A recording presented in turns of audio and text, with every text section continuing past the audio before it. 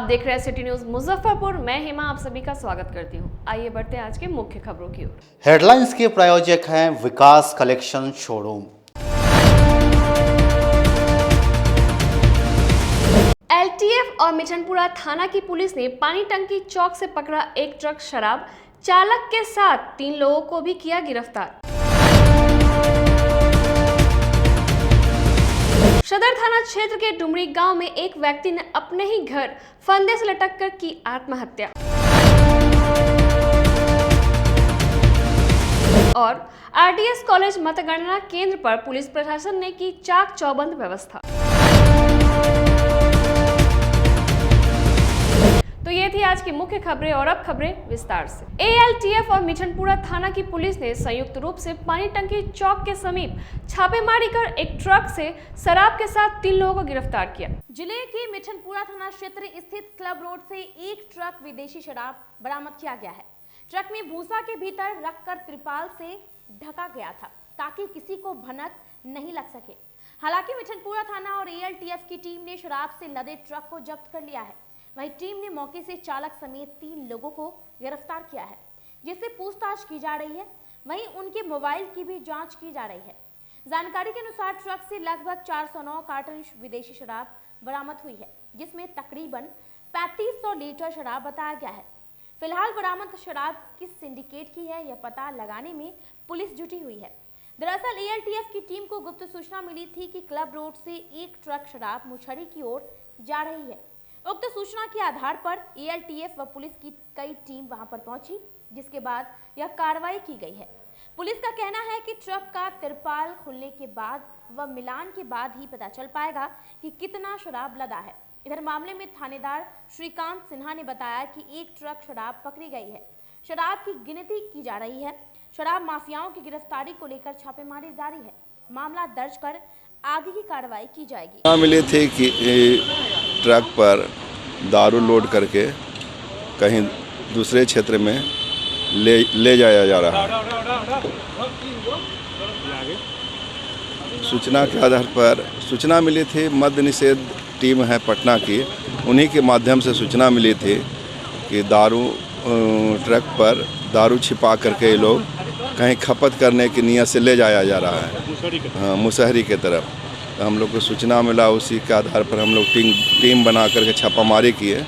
छापामारी के क्रम में पानी टंकी चौक के पास ट्रक पकड़ी गई, जिस पर शराब काफ़ी मात्रा में शराब लोड था। गिरफ्तारी भी हुई है। 3 लोगों की गिरफ्तारी हुई है। शराब की मात्रा क्या है? मात्रा तो अभी मिलान किया जा रहा है, एग्जैक्ट मात्रा नहीं बता सकते हैं। 3 लोगों के अरेस्टिंग। हाँ, 3 आदमी का अरेस्टिंग है। तो शहरी इलाका में शराब ले जाना क्या दर्शाता है? शहरी इलाका में तो खपत नहीं करना था, इसी मार्ग से ले जाया जा रहा था। गुमराह करने की कोशिश की गई माफिया के द्वारा। हाँ, शहरी इलाका में खपत नहीं करना था देहाती इलाका में। इसी रास्ता से मैंने रास्ता का उपयोग करके देहाती क्षेत्र में ले जाया जा रहा था। पकड़े गए हैं, उनसे कुछ पूछताछ में क्या उनसे पूछताछ की गई है। अभी कुछ उस तरह के लाभदायक सूत्र नहीं मिला है। फर्दर आगे क्या इसमें कार्रवाई की जा रही है? अभी फर्दर कार्रवाई की जा रही है। गाड़ी के संबंध में सत्यापन किया जा रहा है। सदर थाना क्षेत्र के डुमरी गांव में ऑटो चालक ने अपने ही घर में फंदे से लटककर आत्महत्या कर ली। जिले के सदर थाना क्षेत्र के गोवरसही डुमरी में ऑटो चालक की संदिग्ध परिस्थिति में मौत हो गई। उसका शव घर के एक कमरे में पंखे से झूलता हुआ मिला। उसके गले में गमछा का फंदा बना हुआ था। मृतक की पहचान मनीष कुमार के रूप में हुई है। उसके पिता राम ईश्वर प्रसाद मेहनत मजदूरी करते हैं। सूचना मिलने के बाद सदर थाने की पुलिस ने मौके पर पहुंचकर शव को कब्जे में लिया। फिलहाल परिजनों का बयान नहीं हो सका है। पोस्टमार्टम के बाद आगे की कार्रवाई की जाएगी। शव को मेडिकल में पोस्टमार्टम के लिए भेज दिया गया है। पुलिस पूछताछ व जांच में पता लगा कि युवक ने सुसाइड किया है। हालांकि कमरे से कोई नोट बरामद नहीं हुआ। पुलिस का कहना है कि पारिवारिक कलह में उसने अपनी जीवन लीला समाप्त कर ली। अपनी मां से उसके रिश्ते में खटास थी, इसे लेकर हमेशा लड़ाई झगड़ा होता रहता था। उसकी मां का परिचित एक ठेकेदार है जो मनीष को अक्सर धमकाता रहता है कि घर में लड़ाई झगड़ा नहीं करे। इसे लेकर भी वह तनाव में रहता था। थानेदार सतेंद्र मिश्रा ने बताया कि सभी एंगल पर जांच की जा रही है। सूचना मिली कि एक नवयुवक डुमरी ब्रह्म स्थान का सुसाइड कर लिया है जी। लगातार कह रहे यहाँ पे उनके परिजन चाय पी जब पूछने गए तो देखा कि वो लटका हुआ है गमछी के सहारे। तो वो इकट्ठा हुए, उसको उतारा गया तो उसकी मृत्यु हो चुकी थी। हमने को खबर किया गया सुसाइडल है और इसकी फर्दर जाँच की जा रही है। लास्ट के जो स्कैन में फर्दर जो इसके पोस्टमार्टम के लड़के की उम्र क्या होगी? करीब 21-22 वर्ष होगी। मजदूर लड़का है। मतलब संदिग्ध अवस्था में पाया गया है या फिर नहीं, अभी तक जो है जो भी प्रामा फेस आई जो भी मिला है वो है ये कि वह सुसाइडल है। सुसाइड का केस लग रहा है? घटना के कारण बारे में प्रकाश डालेंगे। मृतक के परिजनों ने बताया कि रात को मां के साथ झगड़ा हुआ था। उसने आरोप लगाया कि इसकी मां का परिचित व्यक्ति अक्सर घर में आकर शराब पीता था और धमकी देता था। इसका वे लोग विरोध करते थे तो मारपीट भी करता था। विकास ने भाई की हत्या करने का आरोप लगाया है। कहा कि रात को खाना खाने के बाद वह सोने चला गया था। आज जब काफी देर तक वह कमरे से बाहर नहीं निकला तो उन लोगों को संदेह हुआ। दरवाजा पीटने लगे पर अंदर से कोई जवाब नहीं मिला। इसके बाद दरवाजा तोड़ दिया गया। देखा कि मनीष पंखी से लटक रहा है। आल रही तो कहले जे दुनो बेटा के मरवा देवे या मर्दों के हम अपना मरवा देवे या हम यार के लेके चल जाम रहो हम अपन अथी से। क्या नाम था इनका? बेटा का क्या नाम था? मनीष आयो के विकास। ये मनीष क्या करते थे? जो ऐसे जोगार में काम करत रहलक बाबू हमर। कहाँ कराने वाले? कहाँ घर था इनका? घर का जगह का डुमरी। कितना उम्र था इनका? कितना उम्र था? गर्मी जैसे जैसे बढ़ रही है वैसे ही एईएस भी अपना पांव तेजी से पसार रहा है। गुरुवार को एईएस के 4 संदिग्ध बच्चे भर्ती हुए। गर्मी की धमक के साथ ही एईएस मरीजों की संख्या बढ़ती जा रही है। गुरुवार को 4 संदिग्ध बच्चे भर्ती हुए, जिसमें से एक बच्चे में एईएस की पुष्टि हुई। जिला सूचना एवं जनसंपर्क पदाधिकारी कमल सिंह ने बताया कि जनवरी से अब तक एसकेएमसीएच में चमकी बुखार से पीड़ित 14 बच्चे भर्ती हुए हैं, जिसमें जिले के बंदरा प्रखंड से 1, कुढ़नी प्रखंड से 1, मीनापुर प्रखंड से 1, मोतीपुर प्रखंड से 1, पारू प्रखंड से 2 बच्चे और शहरी क्षेत्र से 1 बच्चा भर्ती हुआ है। वहीं जिले से बाहर अररिया का 1 बच्चा, पूर्वी चंपारण से 3 बच्चे, सीतामढ़ी से भी 2 और वैशाली का 1 बच्चा एईएस का भर्ती हुआ है। इस प्रकार कुल 7 बच्चे मुजफ्फरपुर जिले के और 7 बच्चे मुजफ्फरपुर के आसपास के जिलों से भर्ती हुए हैं, जिनमें से 2 बच्चों की मौत हो चुकी है। वहीं 11 बच्चे स्वस्थ होकर वापस अपने घर जा चुके हैं। जनवरी 2022 से लेकर अभी तक मुजफ्फरपुर जिला एवं उसके पेरिफेरी डिस्ट्रिक्ट अन्य जिलों के कुल 14 केस आए हैं, जिसमें 7 केस मुजफ्फरपुर जिला का है और 7 अन्य जिलों से हैं। 14 में अभी 1 बच्चे का इलाज पीकू में चल रहा है। 11 बच्चे डिस्चार्ज हो गए हैं। 2 बच्चों की मौत हुई है। 1 बच्चे की मौत जनवरी में हुई, जैसा कि आपको मालूम है। दूसरा बच्चा की मौत जो कि हाजीपुर का था, यानी दोनों ही बच्चे, जो एक मुजफ्फरपुर, एक हाजीपुर और एक सीतामढ़ी के बच्चे की मौत हुई थी। कुल मिला जुला करके ये 14 केस में 11 बच्चे ऐसे हैं जो कि स्वस्थ होकर के अपने घर चले गए हैं। आज के डेट में 1 बच्चे का पीकू में इलाज चल रहा है। 3 सस्पेक्टेड बच्चे भी हैं। कुल मिला जुला करके स्थिति नियंत्रण में है और इसके लेकर के व्यापक तैयारियां सुनिश्चित की गई हैं। खासकर जागरूकता कार्यक्रम टोला स्तर, गांव स्तर और पंचायत स्तर पर लगातार चलाया जा रहा है।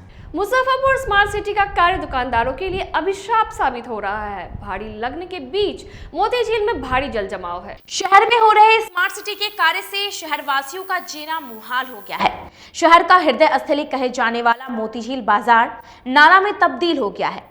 मोती झील में पिछले कई दिनों से लगे गंदे पानी का जल जमाव दुकानदारों और ग्राहकों के लिए परेशानी का सबब बन गया है। मोती झील में खरीदारी करने आए ग्राहकों को जान को जोखिम में डालकर सड़क पार करना पड़ रहा है।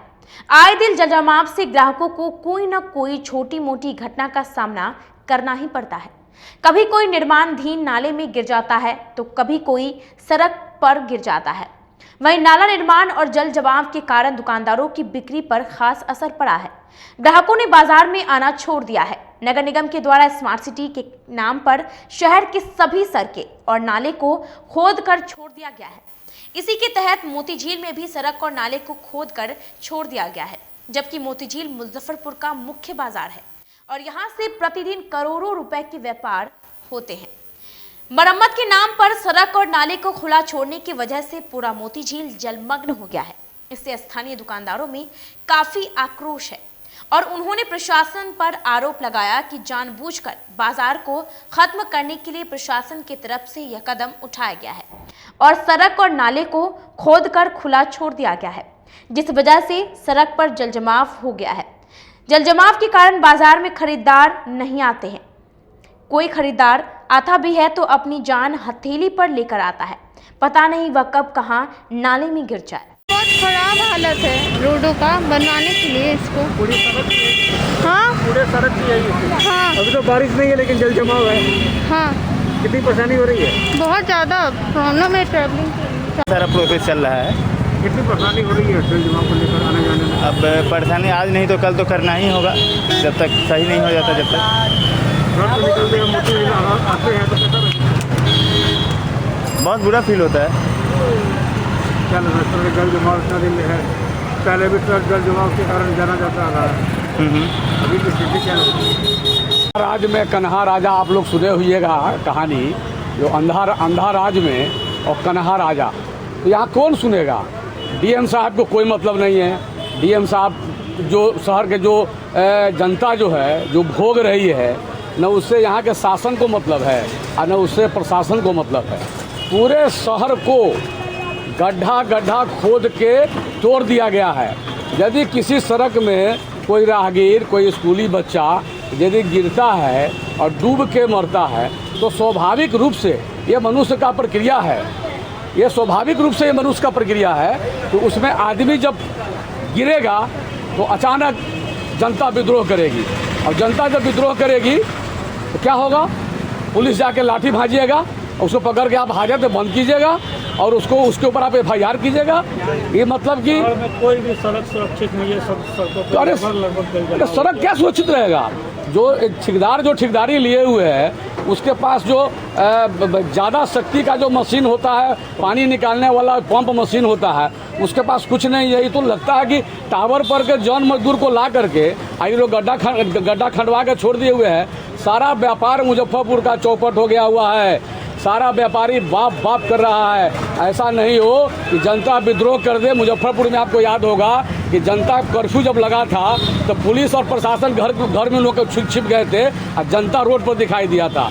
ये प्रशासन के लिए कर्फ्यू लगा था। मैं सचेत करना चाहता हूँ प्रशासन के भी लोगों को और हुक्मरानों को भी कि भाई मुजफ्फरपुर में वैसा आप लोगों का स्थिति बाध्य मत कर दीजिए कि जनता मुजफ्फरपुर में सड़क पर आ जाए, आंदोलन करने को बाध्य हो जाए। सभी राजनीतिक पार्टी एक प्लेटफार्म पर आ सकता है, ये आप समझ लीजिए। कैसे आएगा जब सड़क पे ही पूरा नाला बह नहीं, फिर जनता जिसके मन में जो आता है वो जनता करती है। जब जनता देखता है ऐसे भी हम मर रहे हैं। अब देखिए व्यापार पूरा बंद हो गया। मोतीझील की क्या स्थिति है, सरियागंज की क्या स्थिति है, सिकंदरपुर की क्या स्थिति है, कंपनी बाग की क्या स्थिति है, ये आपको जुरन छपरा की क्या स्थिति है, ब्रह्मपुरा की क्या स्थिति है, ये उधर लक्ष्मी चौक से बैरिया की क्या स्थिति। आप मजाक बना कर रखे हुए हैं। आप सरकार को हम लोग सहयोग करने के लिए तैयार बैठे हुए हैं। व्यवसायी हमारे टैक्स से सरकार चलती है। आपको हम टैक्स दे रहे हैं। आप हमको सुविधा दीजिए। हमारा व्यापार नहीं चलेगा तो हम सरकार को टैक्स कहाँ से देंगे, अपने कर्मचारी को दरमाहा हम कहाँ से देंगे? और व्यापार चलेगा कब? जब आप सड़क हमको सुरक्षित दीजिएगा। आप उतना ही सड़क खोदिए ना भाई जितना आपसे निर्माण हो सके। आपको सड़क खोदने के लिए कोई मना तो करता नहीं है। दुकानदार रात में जाता है घर में ताला बंद करके दुकान में और सवेरे आता है तो लगता है 1.5 मनुष्य 2 मनुष्य उसके सामने गड्ढा खना हुआ है। ईसाई समुदाय के लोगों ने गुड फ्राइडे त्योहार मनाई। चर्चों में प्रभु यीशु को लोगों ने याद किया। जिले में शुक्रवार को ईसाई धर्म के लोगों ने गुड फ्राइडे का त्योहार प्रभु यीशु को याद करते हुए मनाया। गुड फ्राइडे ईसाई धर्म के लिए एक महत्वपूर्ण दिन है। माना जाता है कि इसी दिन ईसा मसीह को शूली पर चढ़ाया गया था। इस दिन को Holi Friday, great Friday, black Friday और ईस्टर फ्राइडे भी कहा जाता है। जिले सहित पूरे देश में गुड फ्राइडे मनाया जा रहा है। ईसा मसीह के बलिदान और पीड़ा का प्रतीक है। यीशु मसीह की मृत्यु एक दर्दनाक अनुभव था, लेकिन ईसाई लोग इसका सम्मान करते हैं क्योंकि उनका मानना है कि ईसा मसीह उनके पापों के लिए मर गए और अंतिम बलिदान दिया। गुड फ्राइडे को बेहद अलग अलग रूप में इस देश में मनाया जाता है। कई ईसाई गुड फ्राइडे पर चर्च की सेवाओं में भाग लेते हैं। वे घर पर बाइबल से छंद भी पढ़ते हैं और यीशु मसीह के बलिदान पर विचार करते हैं। गुड फ्राइडे ईसाइयों के लिए साल के सबसे पवित्र समय में से एक है और उसके बाद ईस्टर आता है। इस बार ईस्टर रविवार को है। गुड फ्राइडे हम इस क्रिश्चियन लोगों के लिए, हम मसीही लोगों के लिए एक बहुत ही महत्वपूर्ण है, क्योंकि आज के दिन प्रभु यीशु मसीह ने क्रिसमस में प्रभु यीशु मसीह पैदा हुए थे, लेकिन आज के दिन जो है कि प्रभु यीशु मसीह हम सभी मनुष्य जाति के लिए, पापों के लिए, उद्धार के लिए अपने आप को सलीब पर चढ़ाए ताकि उनका उद्धार हो सके। और आज का दिन ये हमारे लिए सबसे महत्वपूर्ण दिन भी है। और इसमें प्रभु यीशु मसीह ने 7 वाणियाँ बोली, जिसमें से पहली वाणी है, यह परमेश्वर तो इन्हें क्षमा कर, क्योंकि ये नहीं जानते कि ये क्या कर रहे हैं। और इसमें उन्होंने सबके लिए क्षमा की याचना की है। जो दुनिया में जुल्म करते हैं और भी तरह तरह के कार्य करते हैं, उनके क्षमा की याचना की है। हालांकि उस समय लोग नहीं जानते थे कि हम ये क्या कर रहे हैं, हालांकि उन्होंने कोई गुनाह नहीं किया था, लेकिन फिर भी उस समय के लोगों ने उनको सलीब पर चढ़ा दिया। दूसरे में जो है कि उन्होंने उद्धार का काम किया। तीसरे में उन्होंने जो है कि एक माता से जो कि वो बिछड़ रहे हैं, जिसके पुत्र थे मरियम के, उसके लिए वो जब जा रहे हैं तो अपनी माता के लिए उन्होंने प्रबंध किया कि इसका देखभाल कौन करेगा। तो यहाँ कहने का मतलब है कि ये हम परमेश्वर का ये भी सोचना था, सर्वशक्तिमान परमेश्वर जिनके कि वो पुत्र थे, उनका ये भी सोचना था कि अगर दुनिया को बचाना है तो हमको अपने किसी का बलिदान करना होगा, उसके लहू के द्वारा होगा। तो ये हम उनके अपने पुत्र को उन्होंने भेजा कि जैसा कि पुराने नियम में लिखा हुआ है कि मैं एक इमानुएल को भेजूंगा जो तुम लोगों का उद्धार करेगा। इमानुएल का मतलब होता है कि परमेश्वर तुम्हारे साथ है, और वो हम लोगों के उद्धार के लिए ही इस दुनिया में इनको भेजा, ताकि हम मनुष्य जातियों का उद्धार हो और पापों से हम लोग दूर हो जाएं। आज उसी चीज़ की यादगारी में हम अपने आप को दिखाते हैं कि मुजफ्फरपुर जंक्शन के समीप अमृतसर से दरभंगा जा रही जननायक एक्सप्रेस हुई बेपटरी। घंटों मशक्कत के बाद पटरी पर लाया गया ट्रेन। अमृतसर से दरभंगा जा रही जननायक एक्सप्रेस की इंजन अचानक से मुजफ्फरपुर जंक्शन पर बेपटरी हो गई, जिसके बाद रेलवे में हड़कंप मच गया। वहीं यात्रियों में अफरा तफरी की स्थिति बन गई। घटना जंक्शन के प्लेटफॉर्म संख्या 1 पर खुलने के बाद हुई। इस दौरान यात्रियों में चीख पुकार मच गई। लोग ट्रेन से उतरकर प्लेटफॉर्म की ओर भागे। घटना की जानकारी मिलते ही आरपीएफ व जीआरपी समेत रेलवे के अन्य अधिकारी मौके पर पहुंचे, जिसके बाद इंजन को पटरी पर लाने के लिए कड़ी मशक्कत करनी पड़ी। जानकारी अनुसार अमृतसर दरभंगा जननायक एक्सप्रेस करीब 2.5 घंटे की देरी से मुजफ्फरपुर जंक्शन पहुंची थी। उसे प्लेटफॉर्म संख्या 1 पर खड़ी की गई थी। 10 मिनट रुकने के बाद सिग्नल दे दिया गया था, जिसके बाद ट्रेन आगे बढ़ने लगी। थोड़ी दूर जाते ही इंजन के पास तेज आवाज़ हुई, फिर ट्रेन झटका देकर रुक गई। इस दौरान ट्रेन में बैठे यात्रियों में अफरा तफरी मच गई। यात्री हल्ला हंगामा करने लगे, जिसके बाद रेलवे के कर्मियों ने उन्हें समझाया। बताया गया कि करीब 2 घंटे बाद दूसरे इंजन ट्रेन में लगाकर उसे रवाना किया गया। वहीं बेपटरी हुई इंजन को सुबह 6 बजे हटाया गया। 49वें श्री हनुमान वार्षिक उत्सव पर राम हनुमान मंडल द्वारा ध्वजा यात्रा निकाला गया। चैत्र सुदी पूर्णिमा हनुमान जी महाराज के जन्मोत्सव के पूर्व संध्या पर सिकंदरपुर स्थित राम हनुमान मंडल सालासर धाम में 3 दिवसीय आयोजन 49वां हनुमान वार्षिक जन्मोत्सव का शुभारंभ ध्वजा यात्रा के साथ हुआ।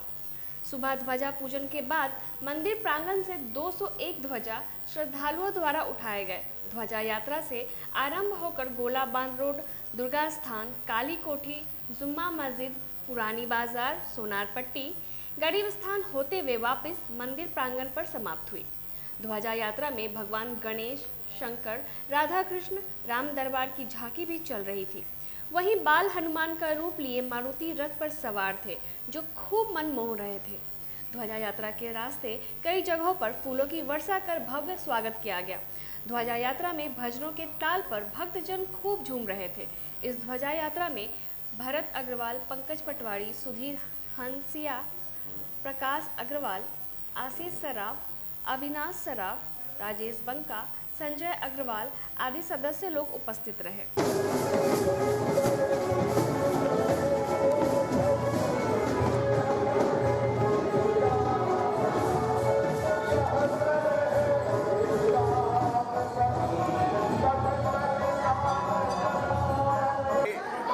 सालासर धाम भगवान के आज शोभा यात्रा निकल रही है। 210 लोग इसमें शामिल हैं।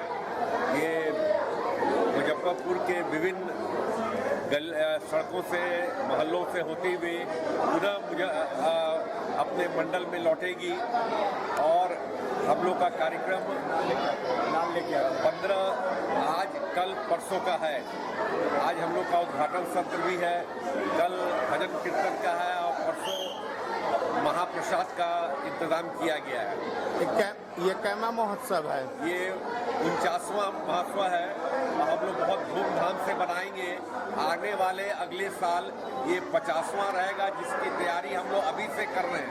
इसी के साथ वक्त हो चला एक छोटे से ब्रेक का। ब्रेक के बाद हम फौरन हाजिर होते हैं, तब तक के लिए बने रहिए हमारे साथ।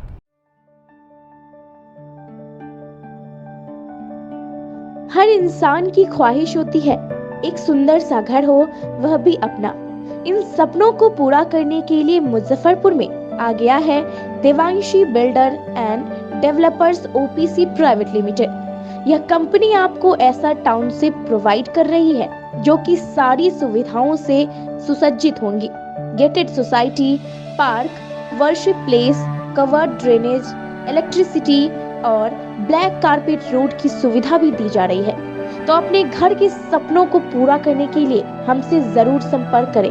हमारा पता है आरके हाउस, NH 77, मलंग स्थान मंदिर के पीछे, पटना रोड, अतिथि होटल के निकट, मुजफ्फरपुर। हमारा कॉन्टैक्ट नंबर है 9031800212 और 9031800213। This is our company Devanshi Builders and I am the business development manager of this company.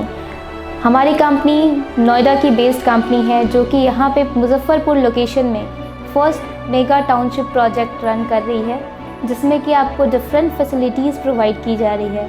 Gated society, park, temple, pitch road, along with that park and temple, ये सारी facilities आपको provide की जाएंगी हमारे plot पे। शहरवासियों के लिए तिलक मैदान में एक्सक्लूसिव झूलों के साथ डिज्नीलैंड मेला का आयोजन किया गया। इस वर्ष इस मेले में एक से बढ़कर एक झूलों की रेंज उतारी गई है, वो भी कम कीमतों पर। ब्रेक डांस, चांद तारा, टोरा टोरा, वाटर बोटिंग, ड्रैगन ट्रेन और बच्चों के लिए छोटे झूलों की सभी रेंज उतारी गई है।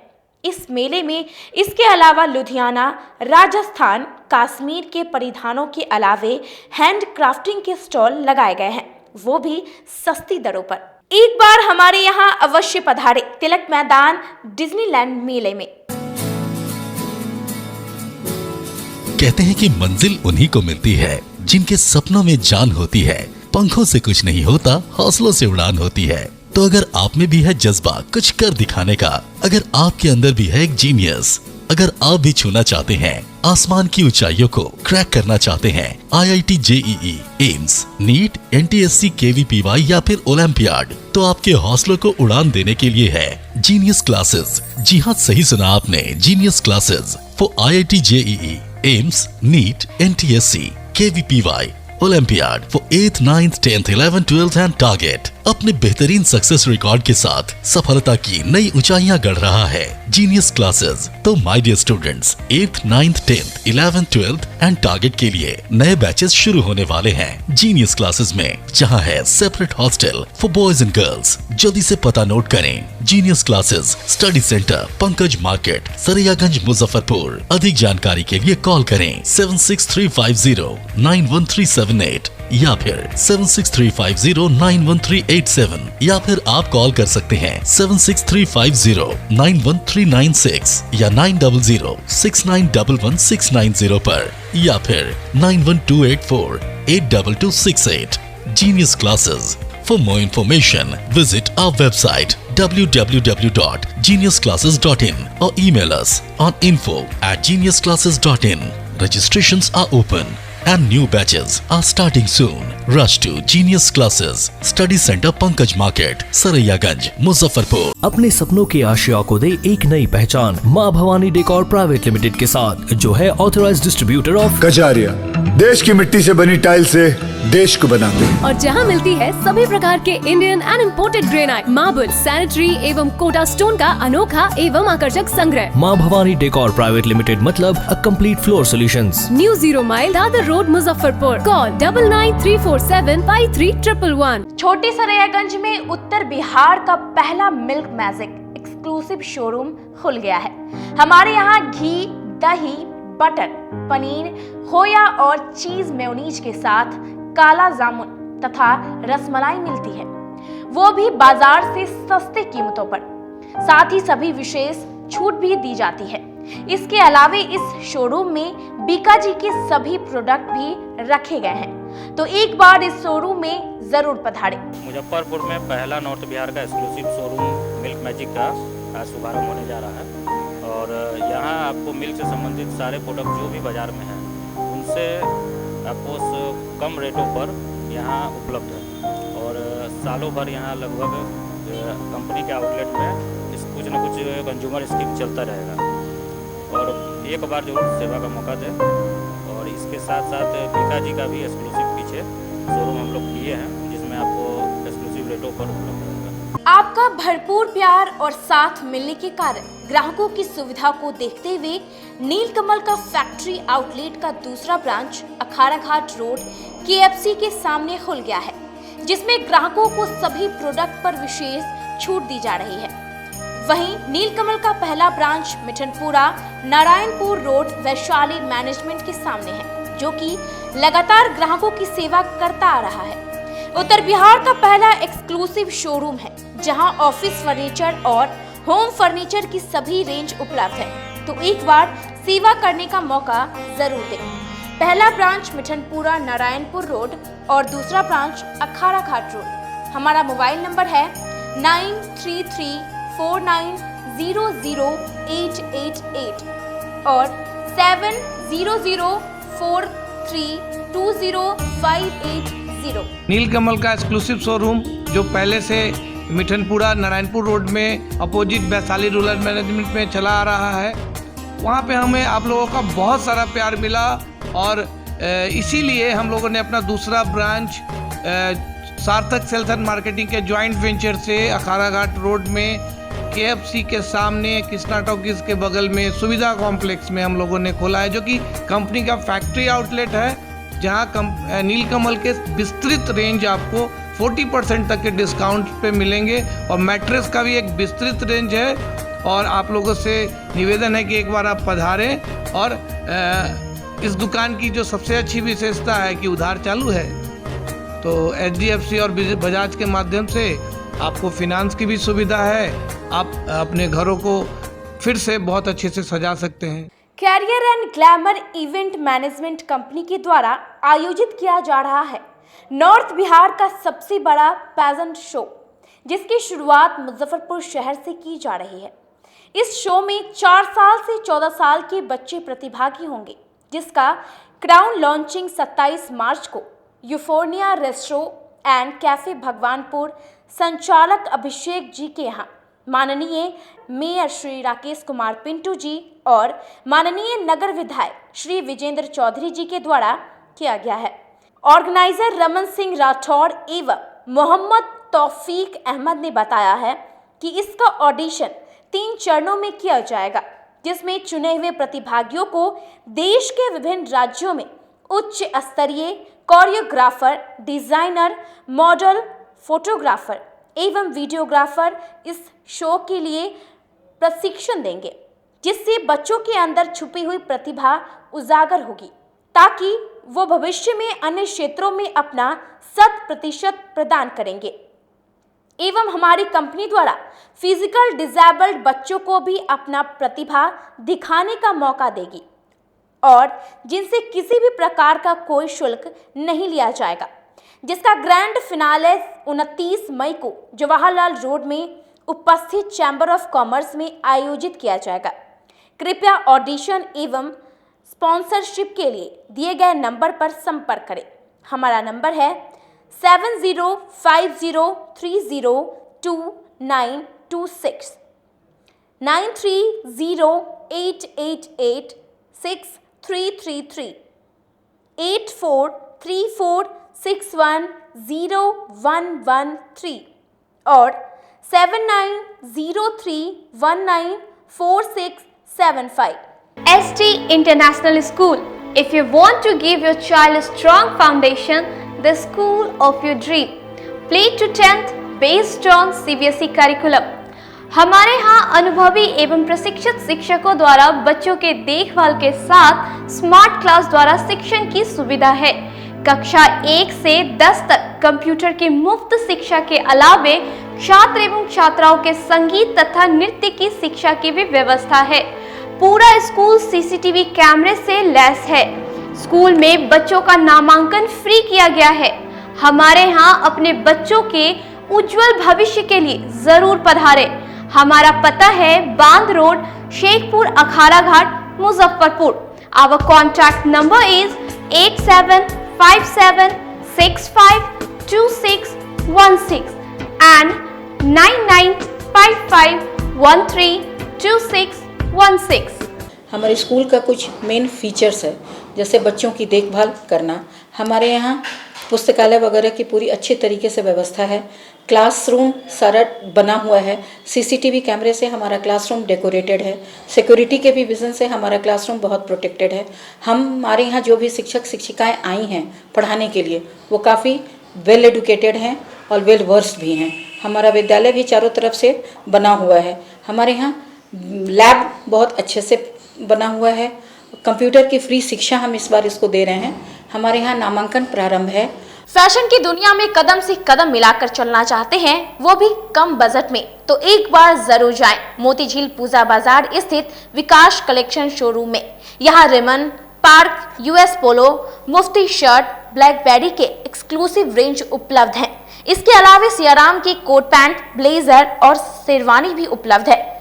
सभी ब्रांड में 1 पीस के खरीद पर 20% तथा 2 पीस के खरीद पर 30% की विशेष छूट दी गई है। तो हमारे यहाँ एक बार अवश्य पधारें। हमारा पता है विकास कलेक्शन, बीवी कॉलेज स्कूल के अपोजिट पूजा बाजार, मोतीझील। हमारा संपर्क नंबर है 9835104722। हाँ, पहले आप लोग का नमस्कार। मेरे यहाँ विकास गारमेंट जो पूजा मार्केट मोतीझील में है, लगन के शुभ अवसर के लिए कोट पैंट, ब्लेजर, विंटर के जैकेट, स्वेटर, मतलब सब चीज़, शेरवानी, अंडर गारमेंट, सारे सब ब्रांड में, टी शर्ट भी सब वो है। और राउंड में टी शर्ट है, गोल गला में टी शर्ट है, सभी तरह का ब्रांड है। और सबसे अच्छा ये है कि हम ऑफर देते रहते हैं। अभी मोस्टली ब्रेक के बाद आप सभी का फिर से स्वागत है। आइए बढ़ते हैं आगे की खबरों की ओर। बोचहां उपचुनाव को लेकर आरडीएस कॉलेज में बनाए गए मतगणना केंद्र पर जिला प्रशासन ने चाक चौबंद व्यवस्था की। बोचहां में हुए उपचुनाव का अब अंतिम समय आ गया है। शनिवार को यानी कल 13 उम्मीदवारों के भाग्य का फैसला हो जाएगा। सुबह 8 बजे से काउंटिंग शुरू होगी। आरडीएस कॉलेज में मतगणना केंद्र बनाया गया है। प्रशासन और पुलिस की तरफ से सुरक्षा के कड़े इंतजाम किए गए हैं। आरडीएस कॉलेज के मेन गेट, आरबीटीएस कॉलेज मोड़, पिछले वाले गेट, रामदयालु समेत अन्य जगहों पर ड्रॉप गेट बनाए गए हैं। यहाँ पर एक पदाधिकारी के साथ 4 जवान की तैनाती है। भारी वाहनों के प्रवेश पर पूरी तरह रोक है। डीएम, एसएसपी ने संयुक्त रूप से सुरक्षा के मद्देनजर आदेश जारी किया है। बिना जांच के वाहनों को आगे नहीं बढ़ने दिया जाएगा। जिनके पास वैध प्रमाण पत्र होगा वही मतगणना स्थल तक जाएंगे। आपको बता दें कि मतगणना केंद्र में 14 टेबल बनाए गए हैं, जहां सुबह से काउंटिंग शुरू हो जाएगी। जगह जगह सीसीटीवी कैमरा लगाया गया है, जिसका कंट्रोल रूम में मतगणना स्थल के पास ही बनाया गया है। हर घंटे वरीय अधिकारी इसका जायजा लेंगे। किसी भी प्रकार की संदिग्ध गतिविधि देखने पर कंट्रोल रूम से फौरन संबंधित अधिकारी को सूचित करेंगे, ताकि विधि संपन्न कराई जाए। मेन गेट पर वीडियोग्राफी की भी व्यवस्था है। सभी आने जाने वालों की वीडियोग्राफी की जाएगी। यहाँ पर एक पदाधिकारी और पुलिस जवानों की तैनाती है। मेन गेट के बाहर भीड़ लगाने वालों पर कार्रवाई का निर्देश दिया गया है। 16 अप्रैल यानी कल सुबह 7 बजे से मतगणना शुरू हो जाएगी बोचहां उपचुनाव को लेकर, जिसको लेकर जिला प्रशासन की तैयारी जो है वो जोरों शोरों से चल रहा है। इस वक्त मौजूद हूँ RDS कॉलेज में, जहां पर जिला प्रशासन के द्वारा स्ट्रांग रूम बनाया गया है, जिसमें 14 टेबल बनाए गए हैं, जहां कल सुबह 7 बजे से ही मतगणना शुरू हो जाएगी। तो आपको बता दें कि इस बार बोचहां उपचुनाव में कुल 13 प्रत्याशी मैदान में है। यहाँ पर त्रिकोणीय लड़ाई मानी जा रही है। आपको बता दें कि जिला प्रशासन के द्वारा कुल 350 मतदान केंद्र बनाए थे, जिसमें 58.80% मतदाता जो हैं अपने मताधिकार का प्रयोग किए हैं। अब कल सुबह का इंतज़ार सभी को है। कल सुबह स्ट्रांग रूम खुलेगा और गिनती शुरू होगी। लगभग 2 से 3 बजे तक नतीजा लोगों को मिल जाएगी कि बोचहां विधानसभा सीट पर कौन प्रत्याशी की जीत हुई है। मैं अपने सहयोगी रोशन के साथ Sonu Sharma, city news, Muzaffarpur. Muzaffarpur junction पर DRM ने प्लेटफॉर्म सहित यार्ड का निरीक्षण कर अधिकारियों को कई जरूरी निर्देश दिए। सोनपुर मंडल के DRM नीलमणि ने शुक्रवार को मुजफ्फरपुर जंक्शन का निरीक्षण किया। इसमें उन्होंने पूरे प्लेटफॉर्म का मुआयना किया। उन्होंने यार्ड को देखा, नई प्लेटफॉर्म पर जाकर वहां की स्थिति देखी। वहां यात्री को मिलने वाली सुविधा में कमी मिली। इसको लेकर उन्होंने कहा कि कोच इंडिकेशन बोर्ड, पानी, पंखा आदि को जल्द से जल्द चालू किया जाएगा। उन्होंने कहा कि जंक्शन पर निर्माण हो रहे नए फुट ओवरब्रिज को प्लेटफॉर्म 4 व 5 पर उतारा जाएगा। इससे हजारों यात्रियों को राहत मिलेगी। एक ब्रिज होने से यात्रियों को थोड़ी परेशानी हो रही है, नए ब्रिज से राहत मिलेगी। वहीं उन्होंने प्लेटफॉर्म पर 1 पर कुर्सी को जल्द से जल्द लगाने का आदेश दिया। DRM ने प्लेटफॉर्म 2 व 3 पर निरीक्षण के दौरान कई जगह पर टाइल्स को टूटा देखा, कहीं गड्ढा भी मिला। उन्होंने जल्द से जल्द उसे ठीक करने का आदेश दिया। कहा कि यात्री सुविधा को लेकर रेलवे अपने स्तर से प्रयास कर रही है। गंदगी, पानी, शौचालय आदि सभी सुविधा यात्रियों को मिलेगी। अधिकारियों में सोनपुर मंडल के सीनियर DCM समेत अन्य मौजूद रहे। आज यहाँ पर हम लोगों ने इसका जो हमारे पैसेंजर एमिनिटीज़ हैं और ख़ासकर जो प्लेटफॉर्म 4 और 5 जिसकी शुरुआत अभी इस महीने की गई है, उस पर जो पैसेंजर एमिनिटीज़ हैं और उसमें जो काम होना है, उन कामों का विशेष रूप से जायज़ा लेने के लिए हम लोग यहाँ आए हैं। और जो मुजफ्फरपुर यार्ड का जो एक्सपेंशन हो रहा है, उसमें भी जो कुछ लाइनें जो ट्रैफिक फैसिलिटी के हिसाब से बन रही हैं, उनको भी तेज़ी से कैसे पूरा किया जाए, उनका क्या स्टेटस है, इसका जायज़ा लेने के लिए आज हम लोग मुजफ्फरपुर स्टेशन पर लोग आए। यात्री सुविधाओं को लेकर यहाँ काफ़ी घोर अभाव है, जैसे साफ सफाई को लेकर, पीने के पानी को लेकर, इन सब पर क्या प्रतिक्रिया है?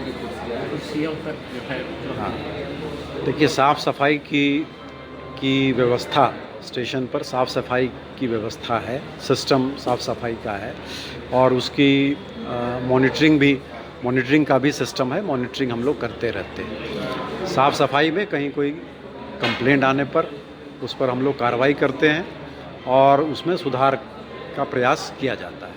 तो यह एक साफ़ सफाई की चीज़ ऐसी है कि ये एक इसमें कांस्टेंट इम्प्रूवमेंट वाली चीज़ है और वो हम लोग करेंगे। सिस्टम्स अवेलेबल हैं और पैसेंजर से भी हम लोग इसमें सहयोग की उम्मीद रखते हैं कि स्टेशन प्रेमाइसेस में साफ़ सफाई रखें। जहाँ तक आपने कुर्सियों की बात की, कुर्सियाँ प्लेटफॉर्म 1 पर हैं, सफिशिएंट हैं, लेकिन और अधिक लगाए जाने की ज़रूरत है।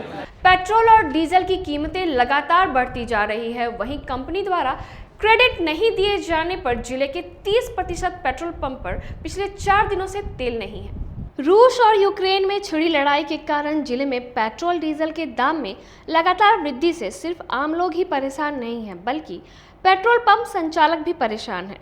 तेल डिपो ने पेट्रोल पंप को उधार में तेल देना बंद कर दिया है, जिससे जिले के 160 पेट्रोल पंप में 30% पेट्रोल पंप 4 दिनों से बंद पड़े हैं। पेट्रोलियम संघ के अध्यक्ष रामाधार पांडे ने बताया कि जिले में पेट्रोल पंप क्रेडिट फार्मूला पर काम करते हैं, लेकिन कुछ दिनों से तेल कंपनियों के डिपो ने उधार तेल देना बंद कर दिया है। कैश या फिर एडवांस देकर तेल दे रहे हैं। ऐसे में कुछ एक पंप ऑनर ही डिपो से तेल उठा रहे हैं। तेल कंपनी उधार पर 18% ब्याज भी सालाना वसूलती है। इसके बावजूद तेल देना बंद कर दिया है। तेल कंपनियों के अधिकारियों ने इस मुद्दे पर बैठक की है, जिसका जल्द निवारण कर लिया जाएगा। जिले के कई ग्रामीण क्षेत्रों के पेट्रोल पंप पर तेल नहीं है। ऐसे में राहगीर को परेशानी हो रही है। दोपहर और रात में गाड़ी को धक्का देने की नौबत आ गई है। खासकर ग्रामीण क्षेत्रों के लोग दिन भर तेल के लिए भटक रहे हैं। आज हम लोग जो इस बात पे आए हैं कि बहुत सारे ज़िले के पंप जो है वो सूखे पड़े हैं। उसका मेन मुद्दा ये है कि पेट्रोलियम पदार्थ का दाम जो इतना बढ़ा है, ऐसी बड़ी विषम परिस्थिति में कोई बैंक इस तरह का है नहीं कि हमें तुरंत का तुरंत फाइनेंस उपलब्ध करा सके। तो हम लोग तेल कंपनी से भी बात किए हैं और तेल कंपनी के पदाधिकारी भी इससे सहमत हैं कि हम आपको लेटर ऑफ ऑथोरिटी लिख करके देने के लिए तैयार हैं और हम आपको फाइनेंस में सुविधा मिलने में मदद करेंगे ताकि ये परिस्थिति फिर उत्पन्न नहीं हो। अभी जिले के कितने पेट्रोल पंप बंद हुए? अभी करीबन 40 पंप की स्थिति ऐसी है जहां पेट्रोल नहीं है। तेल कंपनियों का क्या कहना है? तेल कंपनियों का कहना है कि हमारे साथ भी यही परिस्थिति है कि क्रूड के लिए हमें पैसा चाहिए, तो हम आपको एक दिन का भी उधार देने की स्थिति में नहीं है। तो आप पैसा लेकर के आइए और हमसे तेल लेकर के जाइए। कारण क्या है? कारण है कि ये रसिया और यूक्रेन की लड़ाई के कारण क्रूड मिलने में तेल कंपनी को भी परेशानी हो रही है। क्रूड महंगा होता गया, जो $140 प्रति बैरल तक पहुंच गया था। आज तो फिर भी डाउनवर्ड ट्रेंड में है, करीबन $102 प्रति बैरल आज के डेट में है, लेकिन फिर भी ये काफ़ी ज़्यादा है। और आज हमने जो न्यूज़ देखा, हरदीप सिंह पुरी जो हमारे पेट्रोलियम मंत्री है, उन्होंने भी कहा कि जो पब्लिक को इसमें साथ देना पड़ेगा। सरकार भी प्रयासरत है कि टैक्स कुछ कम करे, लेकिन अभी इस पर कोई निर्णय अभी हो नहीं पाया है। बाबा साहेब भीमराव अंबेडकर की 131वीं जयंती पर रविदास महासभा द्वारा समारोह का आयोजन किया गया। नवयुवक समिति ट्रस्ट सभागार में रविदास महासभा तथा महिला प्रकोष्ठ, युवा प्रकोष्ठ के द्वारा बाबा साहेब भीमराव अंबेडकर की 131वीं जयंती समारोह मनाई गई। इस अवसर पर उनकी तस्वीर पर पुष्प अर्पित कर उन्हें श्रद्धांजलि दी गई। रविदास महासभा के जिला अध्यक्ष सुरेश राम भोला ने कहा कि बाबा साहेब भीमराव अंबेडकर ने आधुनिक भारत बनाने में अहम योगदान दिया था। आज उन्हीं का दिन है कि भारत में महिलाओं को बराबरी का अधिकार मिला है। बाबा साहेब ने कहा था कि शिक्षा मनुष्य के लिए अनमोल धन है। शिक्षा कभी खत्म नहीं होती। मनुष्य का धन तो आना जाना है, लेकिन शिक्षा कभी खत्म नहीं होती है। एक बार ग्रहण करने के बाद वह हमेशा रहती है। बाबा साहेब ने भारत के निर्माण में अहम योगदान दिया। उनके योगदान को जितना भी याद करे वह कम है। लोग भारत के संविधान निर्माता, आधुनिक भारत को नई दिशा देने वाले और भारतीय महिलाओं को उद्धार करने वाले भारत रत्न और महान अर्थशास्त्री बाबा साहब डॉक्टर भीमराव अंबेडकर का आज हम लोग 131वीं जयंती रविदास महासभा जिला मुजफ्फरपुर द्वारा इस नवयुवक समिति ट्रस्ट सभागार मुजफ्फरपुर के प्रांगण में हम लोग मना रहे हैं। चूँकि 14 अप्रैल को इनका जन्मदिन था, पूरे देश दुनिया में 14 अप्रैल को मनाया गया है, लेकिन हम लोग संगठन का जो कार्यकर्ता है उनका विचार हुआ कि भाई हम लोग रविदास जयंती 15 अप्रैल को मनावें। तो आज हम लोग इस कार्यक्रम को कर रहे हैं। चूँकि अगर हमारे बाबा साहब डॉक्टर भीमराव अंबेडकर नहीं होते तो आज अनुसूचित जाति ही नहीं, शोषित वर्ग ही नहीं, पूरा भारत जिनके लिए इन्होंने काम किया, रिजर्व बैंक का स्थापना किया, रविवार को छुट्टी दिया और जो पहले 12 घंटा का काम होता था बाबा साहब भीमराव अंबेडकर का ही देन है, जो आज 8 घंटा का काम भारत में कर्मचारी से या मजदूरों से कराया जाता है। तो आज हम लोग बाबा साहब डॉक्टर भीमराव अंबेडकर का जयंती मना रहे हैं। आज की खबरों में बस इतना ही। दीजिए इजाजत। नमस्कार।